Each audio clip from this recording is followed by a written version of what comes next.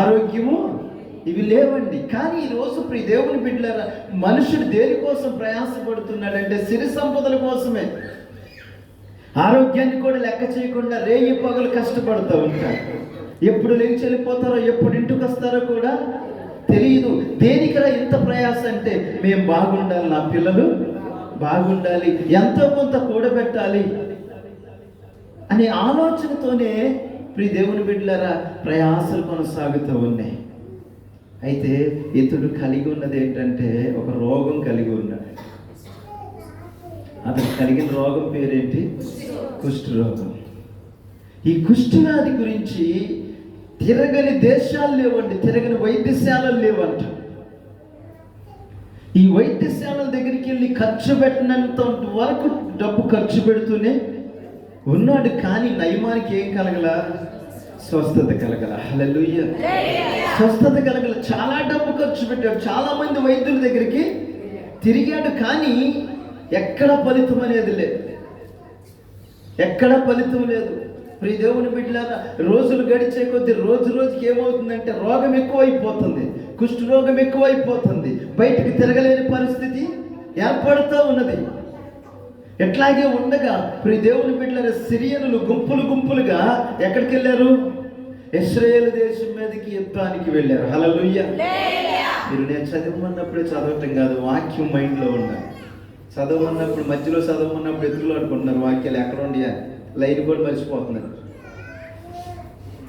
సిరియనులు గుంపులు గుంపులుగా ఇశ్రాయేలు దేశం మీదకి యుద్ధానికి పోయి యుద్ధం చేసి అక్కడి నుండి ఒక చిన్న పిల్లని తీసుకొచ్చారండి.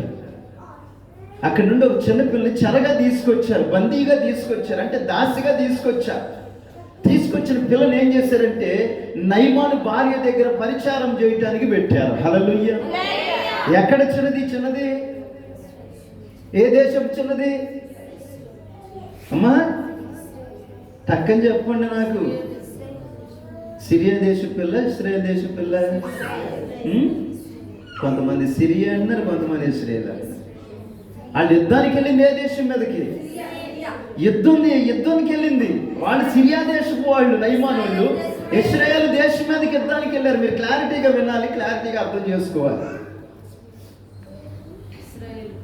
ఇశ్రాయేలు దేశం మీదకి యుద్ధానికి వెళ్ళి యుద్ధం చేసి అక్కడ ఉన్న ఒక చిన్న పాపను చెరగా తీసుకొచ్చేసి నయమాను భార్య దగ్గర పరిచర్య చేయటానికి పెట్టారు.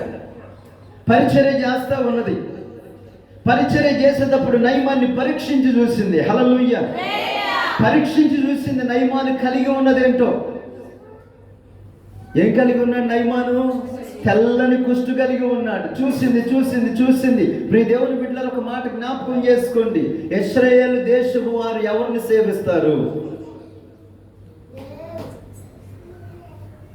చెప్పండి? ఇశ్రాయేలు దేశపు వారు ఎవరిని సేవిస్తారు? ఏ దేవుని? దేవుడు అప్పుడు కూడా చాలా మంది ఉన్నారు, బయలుదేవతలు ఉన్నారు. ఏ దేవుణ్ణి సేవించారు? ఇశ్రాయేలీయులు అంటే ఎవరు? మనకు అర్థమైపోయింది ఇప్పుడు మనం ఏడున్నాము, ఎంత భక్తి గలవారమో, ఎంత విశ్వాసం గలవారమో మనకు అర్థమైపోయింది ఇప్పుడు. ఇశ్రాయేలీయులు అంటే ఎవరండి? మన పితరులు కదా. మరి ఎందుకు ఎత్తులాడుకున్నారు తడుగులారంటే మనం ఎంత బైబుల్ చదువుతున్నామో మనకు అర్థమవుతుంది. వాక్యాన్ని హృదయంలో దాచుకోకపోతే రేపు ఒక రోజు ఉంది కదా, ఈ సువార్త మూయబడున్, ఈ సువార్త మూయబడున్, వాక్యమే కరువగును, వాక్యమే కరువగును. యేసు రాజుగా వచ్చుచున్నాడు, భూలోకమంతా తెలుసుకుంటారు. యేసు రాజుగా వచ్చుచున్నాడు, భూలోకమంతా తెలుసుకుంటారు. రవి కోటి తేజుడు, రమ్యమైన దేవుడు, రవి కోటి తేజుడు, రమ్యమైన దేవుడు,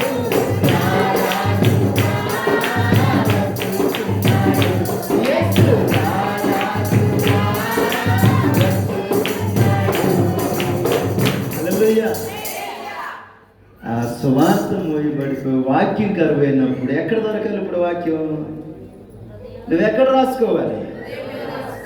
ఏది ఇప్పుడు వచ్చినప్పుడు చూద్దామని అని అంటారా? వచ్చినప్పుడు చూద్దామని గయ్య అంటారా? రాసే టైం ఉండదు, రాసుకునే టైం కూడా ఈరు. నీ చేతిలో ఉన్న బైబిల్ లాక్కుపోతారు. అప్పుడు ఇశ్రాయేలు దేవుడు ఎవరై అంటే బయలుదేవత అని చెప్పాలి. మనం తెలియదుగా మరి.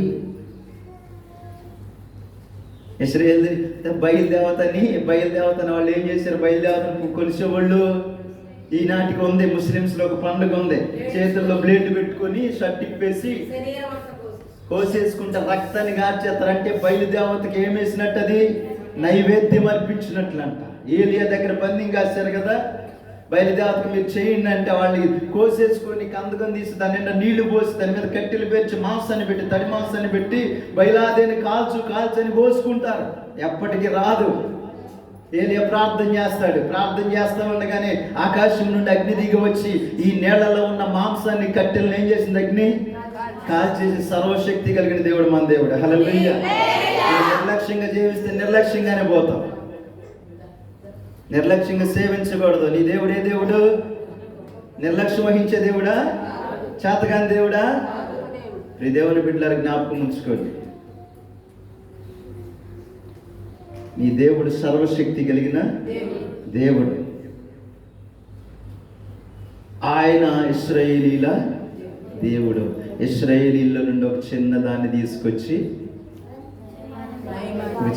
తీసుకొచ్చి నయమాను భార్య దగ్గర పనిచేయటానికి పెట్టారు. పనిచేయటానికి పెడితే ఇక్కడ ఈ చిన్నది ఎక్కడ పుట్టింది? ఇశ్రాయేల్ దేశంలో పుట్టింది. ఈ చిన్నది సేవించిన దేవుడు ఎవరు? నజరేయుడైన యేసు. అక్కడి నుండి వచ్చింది కదా. ఇక్కడ అన్యులంటూ ఉంది. ఇప్పుడు అన్యులంటూ ఉండి అన్యులకు పరిచర్య చేస్తూ ఉంది. యజమానుని చూస్తూ ఉంది. రోజు భార్యకు ఉపచారం చేసిన కానీ యజమానుని చూస్తూ ఉంది. యజమానుడు ఒక వింత రోగం కలిగి ఉన్నాడు. చిన్నదానికి తెలియదు ఇది కుష్ఠరోగం అని తెలియదు. ఈ కుష్ఠవాని బట్టలు ఉతికిన నాకు వచ్చిందని ఈ పిల్లకి తెలియదు. ఆ కుష్ఠవాడి తిరిగిన చోటు నేను తిరిగితే నాకు వచ్చింది రోగం అని ఆ పిల్లకి తెలియదు. కానీ వాళ్ళకి పరిచర్య చేస్తూ ఉంది.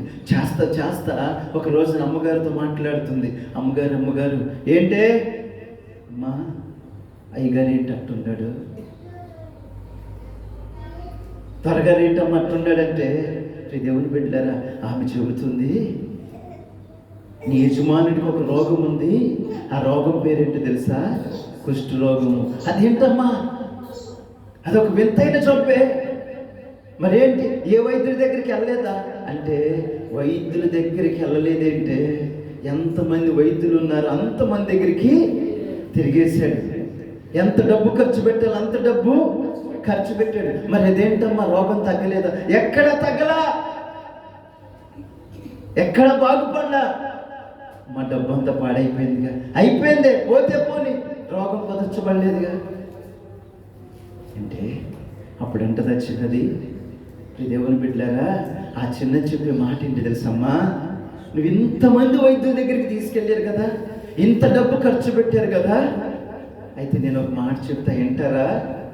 క్రైస్తవ బిడ్డలకు ఉండవలసిన లక్షణం, దేవుని సేవించే బిడ్డలకు ఉండవలసిన లక్షణం, వాడు ఎవడన్నావని, అన్నిడవని, ఇంకొకడవని పగస్తుడవనే. క్రైస్తవ బిడ్డలకు, దేవుని సేవించే బిడ్డలకు ఉండవలసిన లక్షణం ఏంటో చెబుతుంది అక్కడ పిల్ల. అమ్మా మాట వింటారా? ముందు చెప్పవే, వినేదో వినందు తర్వాత చెబుతా. లేదమ్మా వింటారా? వింటా, చెప్పు. మా దేశంలో దేవుని ప్రవక్త అయినటువంటి ఎలీషా అయిన ఒక ఆయన ఉన్నాడు. ఆయన దగ్గరికి వెళ్తే యజమానుడు బాగుపడతాడు. హల్లెలూయా, హల్లెలూయా. ఫలానా హాస్పిటల్ ఉందమ్మా, హాస్పిటల్కి వెళ్తే బాగుపడతామని చెప్పిందా? ఏమంటుంది?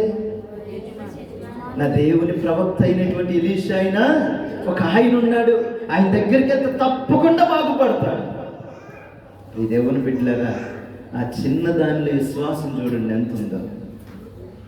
ఈరోజు నీ దగ్గర ఏదో ఆ విశ్వాసం? దేవుని బిడ్డగా దేవుని రక్తంలో కడగబడి దేవుని శరీరాన్ని, దేవుని రక్తాన్ని పానీయముగా చేస్తున్న నీలో ఉందా ఈ విశ్వాసం?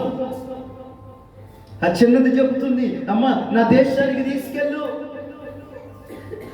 అక్కడ ఒక ప్రవక్త ఉన్నాడు, దేవుని నామములో వాడబడుతున్నటువంటి ఉన్నటువంటి ఒక ప్రవక్త ఉన్నాడు, అతని దగ్గరికి వెళ్తే తప్పకుండా యజమానుడు బాగుపడతాడమ్మా, తప్పకుండా త్వరగారు బాగుపడతాడమ్మా. నిజమేమే అమ్మ, నిజమా? అంత శక్తి గలవాడా? అంత శక్తి ఆయనలో కాదమ్మా, ఆయన సేవించుతున్న దేవుల్లో ఉన్నది. హల్లెలూయా. చెప్పగలవని వెళ్ళి ఒక అన్యుడింటికి వెళ్ళి నా దేవుని దగ్గరికి వస్తే నువ్వు బాగుపడతావు అని చెప్పగలవు ధైర్యంగా? ఎందుకని? నామోసి